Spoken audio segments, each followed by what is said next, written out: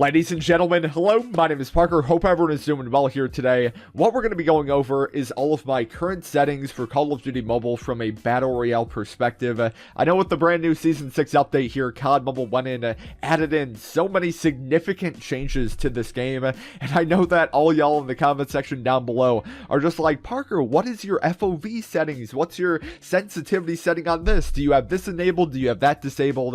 We're going to be going over everything, such as like my HUD layout, my sensitivity settings, all my basic settings for the BR, so hopefully y'all will go and enjoy that. If you guys do, be sure to go and give the video a like, as well as I will also be including my own input, like with certain things that I have enabled, those would be things that I might not go and recommend to you guys, so I'm gonna let y'all know all that type of stuff once we get there. But I guess without further ado, might as well go and jump right into it, kind of starting off with our HUD here. So we're going to begin here with something that I completely forgot about in my last settings video, which is just by going and clicking that little gear thing.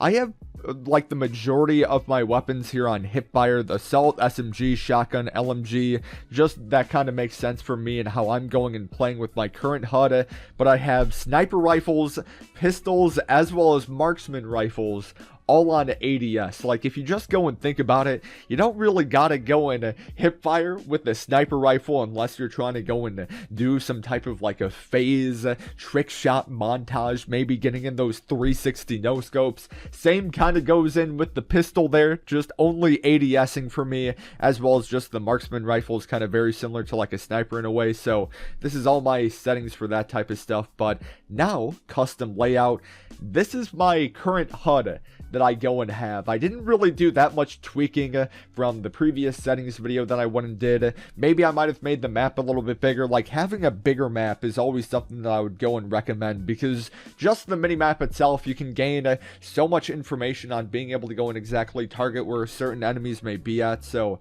that is a really big plus in my opinion.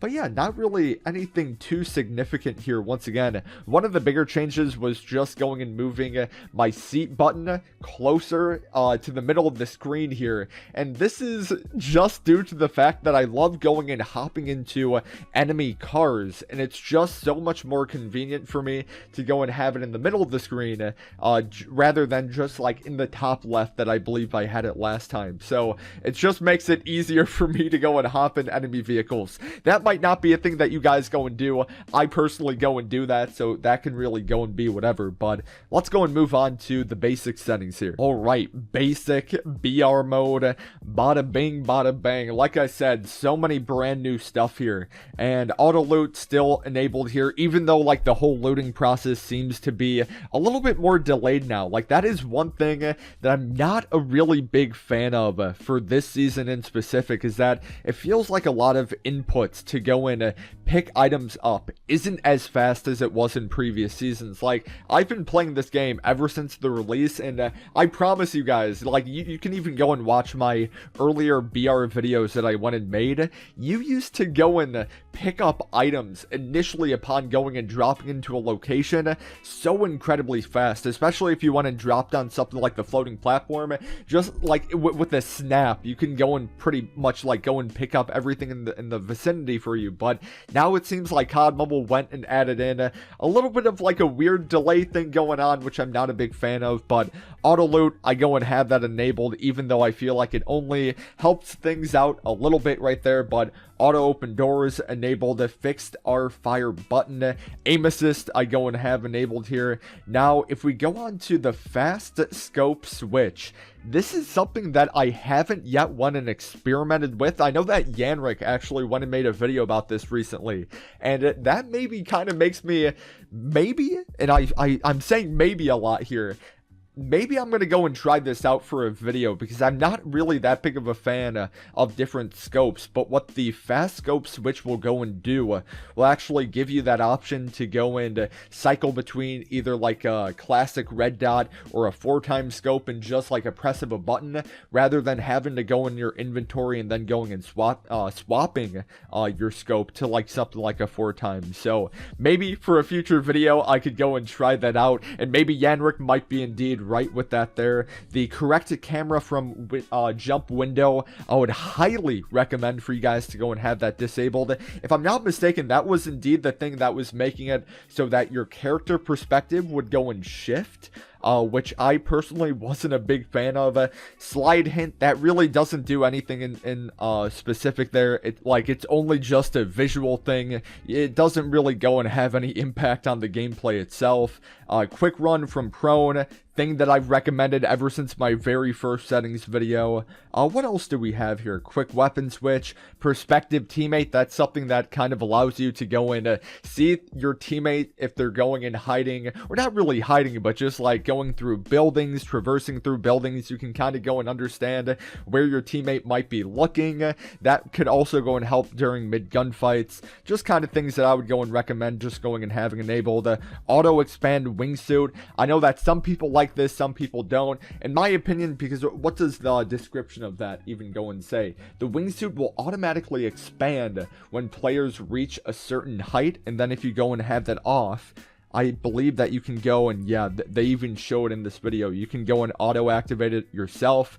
I'm personally not a big fan of that because I kind of trust COD Mobile the majority of times when it does go and activate the wingsuit, so it's almost just like a peace of mind type of thing. Like I said, people are kind of 50-50, that's just personal preference, but for my personal preference, I would just go and have the auto expand wingsuit enabled. Parachute style, I have the slide to look around. Now this thing is actually really useful, especially for this season, because the only time that you could go and look around when you were going in parachuting was just if you also had that free look button enabled, just so that you could go and look around at the same time. But by going and having this setting enabled here for the parachute style, you're pretty much able to go and do that with a lot more ease. You don't have to click the free look just exactly where it's at. This is just all my ADS stuff. A lot of this from this point moving forward are going to be very, very similar to my last settings video here. Besides from the camera FOV range from a first person perspective, I have that at 65. Kind of like it being at 65. Anything a lot farther back, I feel like I'm going to have a lot harder time being able to go and lock on certain enemies. Even though something like going all the way up to 90 might be looking nice, I think just going and bringing that all the way down to 65 is just kind of that sweet spot in being able to go and still pinpoint exactly where the enemies are without being able to go and miss a lot of your shots. And kind of same logic goes there also into the third person FOV. If you go and crank that bad boy all the way up to 80 FOV, it might be a little bit harder to go and hip fire. I know that that was one of the issues that I was going and having, but by bumping it all the way down to 70, I wasn't running into that many like hip firing issues, as well as I was able to go and see a wider view of enemies on the map itself. So that's something that I would go and recommend, would be to go and have that at 70. That's all just kind of personal preference stuff like that once again, but that is just my kind of recommendation. Vest visibility, very important to go and have that on others, just so that you're able to go and know whether or not certain enemy players have like a level 3 vest on, or if they have no vest. If you did have it on like all invisible, dude, I wish you the greatest amount of luck, but others visible, very important. I actually went and changed this a couple days ago. I used to have it on show sound direction, but just the more and more that I was going and playing around with this here, the show sound location just seemed a lot more efficient in being able to go and pinpoint exactly where people are going to go and be. But still, from the video that I made a couple days ago, the show sound reminder in the main HUD, I do have that enabled. I still strongly believe that that's one thing that has really made me a little bit of a better player so far this season, has been having the show sound reminder on. Just not being able to go and always rely on your minimap where certain shots might be going on from, and it almost pretty much gives you a head-on display on what exactly might be happening in front of you here. Definitely something that I personally recommend. Now we go into the audio and graphics. this is where I would kind of go and say, you know, going lower in the graphic department is probably the best way to go. Only reason why I go and have this on very high is just from a YouTube perspective. I know that a lot of you guys would kind of be making fun of my quality if I was always going and playing on low, even though I might be able to go and perform a little bit better on low. It's just, I personally recommend very high. I like going and seeing the game when it looks graphically good, so that's something that I would go and recommend. Frame rate all the way up at max here. Going and playing on something like low, medium. I know that a lot of you guys, even watching this video, might not be able to go and have your frame rate all the way up to max, but just making sure that's as high as it could possibly be is something that I would go and recommend to you guys here. But yeah, not really that much here. It also goes into like some zombie stuff. All these settings that I have enabled here don't really go and do that much performance wise. Audio, these are all my current audio settings. The UI volume was really interesting because this season, and my guess is that they're going to go and change this here, but this season they went and made it so that every single time you went and either jumped or slide or crouched, that there would be like this sound notification just letting you know that you went and did that.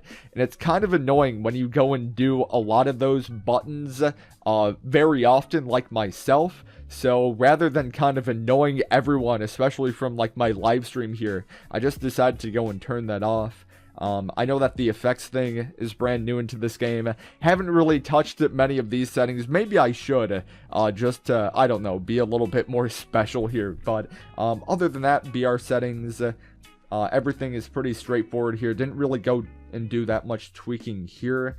But vehicle settings. So for the vehicle settings, I did go and almost take a little bit more of like a boomer approach, going and making sure that these buttons for me are as big as they can possibly be, because I cannot tell you guys for how many seasons now I've been like accidentally misclicking, or like I wanted to go left, but like the buttons were so tiny that I just didn't even have my thumb nowhere close to that button. So I made sure to go and have my acceleration, deceleration, or reverse, left and right as big as I possibly can, so I don't go and mess up in going and using those buttons there.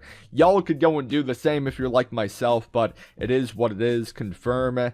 Tank control, kind of same like it was previous here. I would go and recommend going and enabling semi-follow, because just being able to go and have it latch back on your vehicle and not just almost like follow in a way in which it's just like takes this cooldown time until it then reaches back up again. Semi-follow just kind of goes and works with me. Vehicle HP, very, very important. Manual obstacle avoidance, I go and have that enabled rather than the automatic obstacle, because I feel like sometimes that can go and mess with you there a little bit. Vehicle music, I have that off due to copyright reasons. And then tank guideline, yeah, I don't really go and have that enabled at all. But that's pretty much all my settings here. Hopefully you guys went and enjoyed it. My name is Parker. Hopefully y'all will have an awesome rest of your day here today. And I guess I'll talk to you guys in the next video.